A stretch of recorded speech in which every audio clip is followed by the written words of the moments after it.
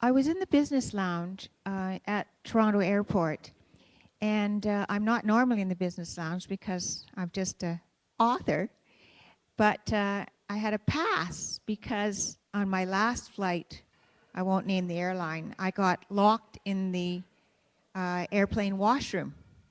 And I ended up being in the washroom for an hour and landing while locked in the washroom. So as compensation, I was given a pass to the business lounge. So I was in this business lounge last night, and I sat beside this man who was madly on his BlackBerry, trying to reach somebody. And when he found the person that he wanted to reach, I, of course, was eavesdropping, and he said, "Oh, I'm so glad I've reached you, because I need someone, and you're just the man to talk China."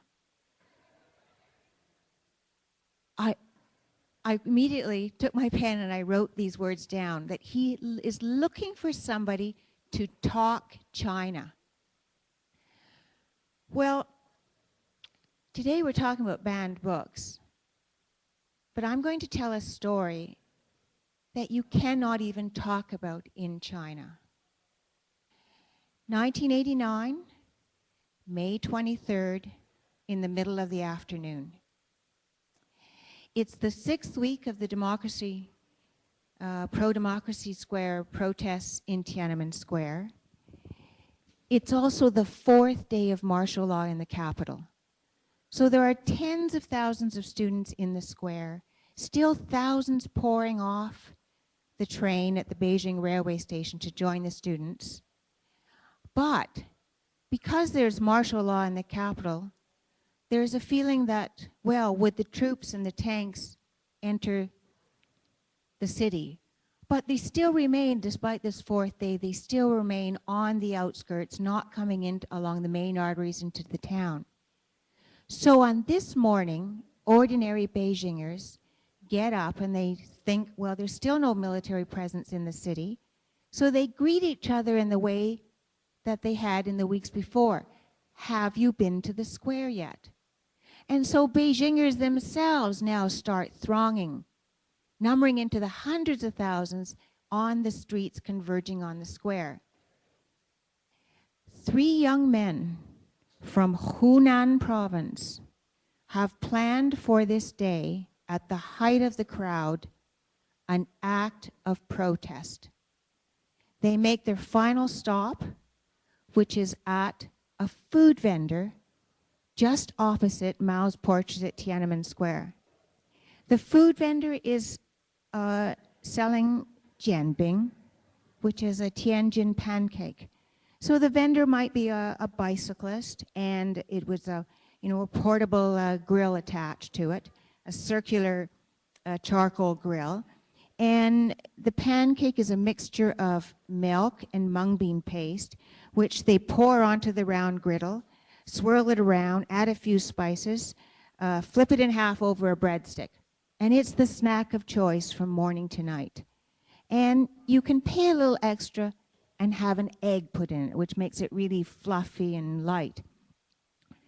So the 3 young men go to the food vendor and order enough portions to have 20 eggs.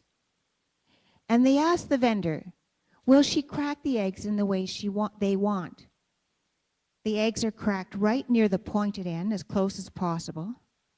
She reserves the egg white in a separate bag. The 3 young men take their lunch, their reserved egg white, and a bag full of empty shells, and as they sort through her refuse, so they take as many more empty shells as they can find, and they adjourn to a small park beside Mao's portrait. And there they mix in the shells oil paint, turpentine, and egg white. Then they go back to Mao's portrait. They've scouted the area already. They've made their plan. This is the height of the crowd. They rush to the archway. They put up rice paper paste on either side, and they put up the slogans that are going to depict the historical meaning of their act. And then they rush back to the spot they've already picked out in front of the portrait, and they throw every one of these more than 30 eggs to mar Mao's entire portrait.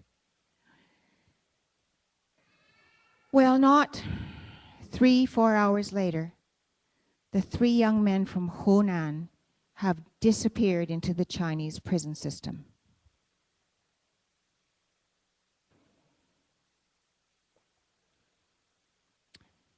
It's 17 years later when I hear from an editor at Random House Canada who says to me he's heard that one of the 3 men, Lu Chong, has arrived in Canada because he's been granted political asylum. And this editor from Random House is saying that he's been longing to get a book on human rights in China. And was I interested? And maybe the story of Lu Chong was an entree into human rights. So we chat. We agree that in the rush of the West to do business in China, in China's attempts to woo the West, had human rights lost its profile? So I agree to take on the book.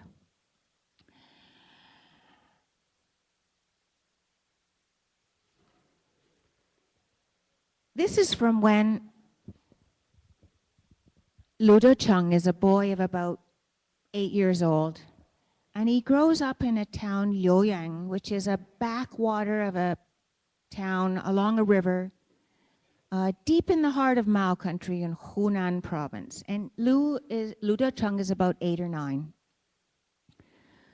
Lu Chong was walking hand in hand with his mother in the crowded market when she stooped to pick up a 10-yuan banknote that he had also noticed lying on the ground.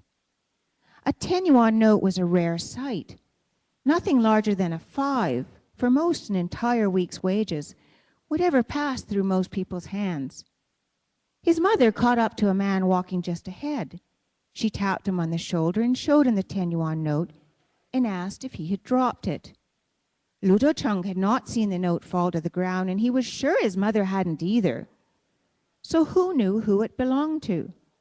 Seeing the relief that flooded the man's face, however, filled him with guilt that he should have doubted his mother.